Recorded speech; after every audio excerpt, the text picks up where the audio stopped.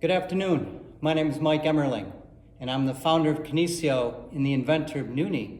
And I'm here today with Zach Briggs, who's an early adopter of Noonie.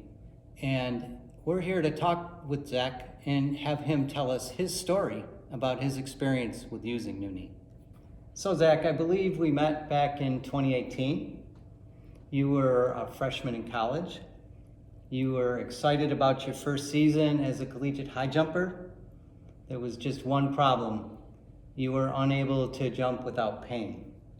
And so, can you tell us a little bit about your history with knee pain? Yeah, absolutely. So I'll first start when it started. So it started in high school. I was a big basketball player, did track and field in high school, of course, as well. And basically, whenever I would go and jump, when it was even on the smallest scale to going up to potentially dunk a basketball, I would feel a shooting pain right under my kneecap. So right where that patellar tendon is. And I went to the doctor and they said, this is a jumper's knee. This is something that kind of will just go away on its own. And you kind of, there's not a whole lot, that can be done for it. You can do some things here and there, but it will go away on its own. And basically, it was very tough, even in like everyday life, just for a little bit of here and there, going up the stairs and feeling just something there the whole time. So it sounds like it definitely impacted your life pretty significantly. Yeah, definitely. And this was, like I said, back in high school is where I started. Going into college, still had a lot of, pain when I jumped, and I was just, I was looking down on the season that year when I started my career. A little frustrated, a little nervous, not sure about whether or not you were going to be able to even compete. Yeah, exactly.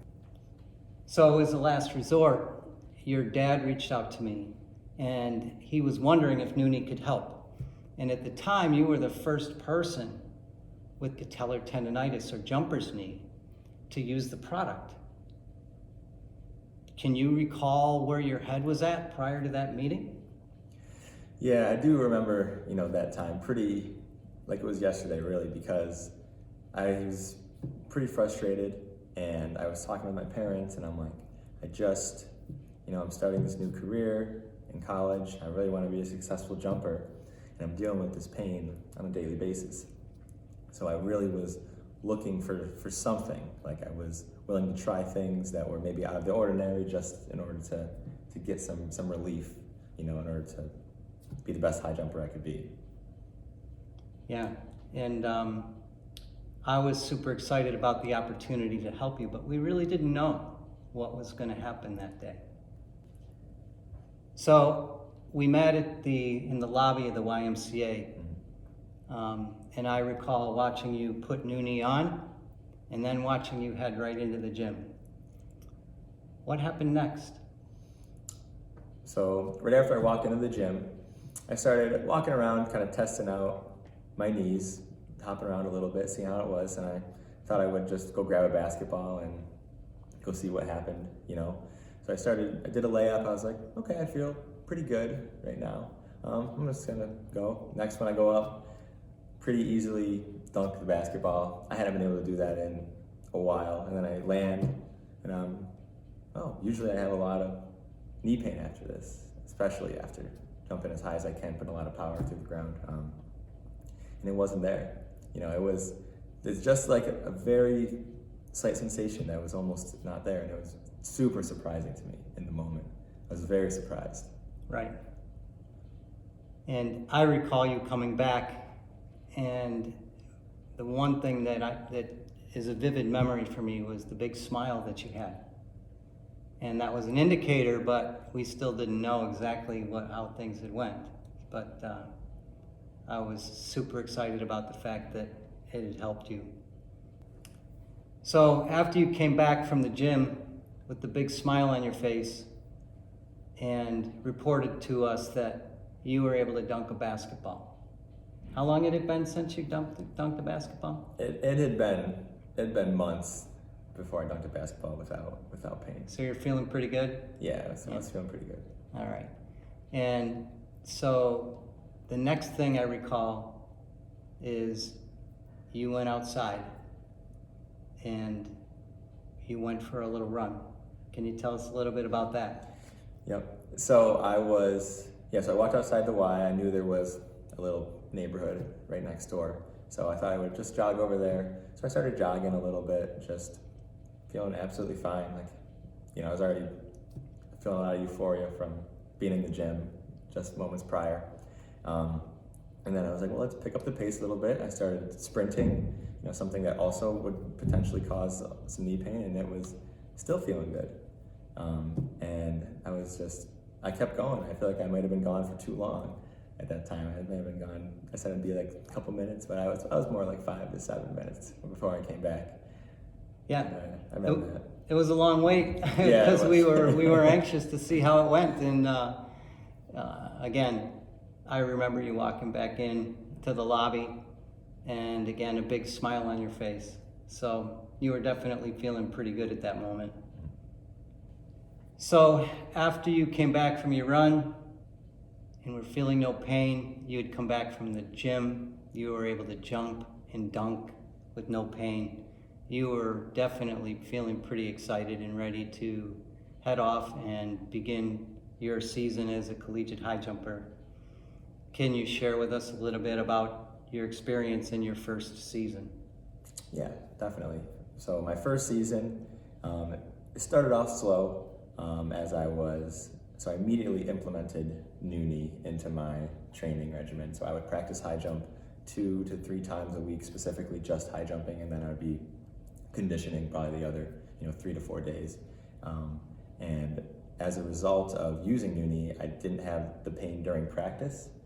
The only thing that was something that we've talked about, of course, was that back in the beginning stages, the design was a little bit different. So there was some, smaller problems that we would encounter, and we easily, helped create and make the product, what it is today too, which I think was awesome that we could kind of collaborate a little bit on that. But I ended up, increasing and getting a personal best on the season just about at every meet in that indoor and outdoor season until I got to right about jumping right above my high school personal best, so which was right around 6 feet at the time. So, and I was just getting to there right by the end of the season, and the season ended, and I had to contribute a lot of it to being able to train with no pain, because it wasn't the limiting factor. Because that's one thing I would always think is the pain in my knee should not be the limiting factor to whether or not I jump well or not. It should be based on how much I practice and my conditioning and other things that I can control. And knee pain at the time was something that I couldn't control, but we found a way to manage and control that. Yeah, and that was a very similar experience to my own, right? It's a very frustrating thing when you're training and your limit is pain, not your fitness or it's not a limit of your training and your development and training. So yeah, it's an awesome thing when you can train again and achieve your limits based on your training level, not your pain level. So I'm curious, Zach, how do you think your season might have gone if you didn't have Noonie? Definitely would not have gone the same if I didn't have Noonie. The knee pain would have still been there, and it would have challenged me the whole time throughout the season. And I don't think I would have made even close to the strides that I made during the season. Because being able to practice with Noonie and use it on a daily basis to feel, back to normal, and then even, exceed that and become a better jumper in that. So it definitely, it would not have gone very well. It would have been probably a very discouraging season for my first season. Yeah, well, fortunately it wasn't. So Zach, it's been almost 5 years since we first met, and I'm curious now, what are you up to today? So after graduating from St. John Fisher, I'm now a personal trainer, and I also coach track and field at Fisher as well. Still, I'm the assistant jumps coach there. And I do a lot of, I feel like I had a similar mindset to you, Michael, as I like to help people, in a lot of different ways. And I found my niche through athletics and coaching, and then really just helping people have a healthy lifestyle. So it's definitely very interlocked and essentially the same business when you look at it as a whole. Yeah. I'll give you a little plug here. So if somebody was interested in getting some personal training or jump training, how would they reach you? Yeah, absolutely. So you could reach me I can give you a phone number to reach me at 585-794-9796, and then or you can email me at zbriggs@sjfc.edu, and I'm more than willing to help anybody. It's really my passion, so it's more than just that type of thing. It's really the helping of That's everyone great. to be the best person they can be. Yeah, it's awesome to hear that your career is headed in that direction, and super excited about it for you. So Zach, a couple of final questions for you. Do you have any advice for somebody that's struggling with jumper's knee? Jumper's knee is it's tough to deal with, and it's tough to overcome. First off, I would say definitely give the Noonie product a try. It helped me out, and I definitely think that it has the ability to help everyone out.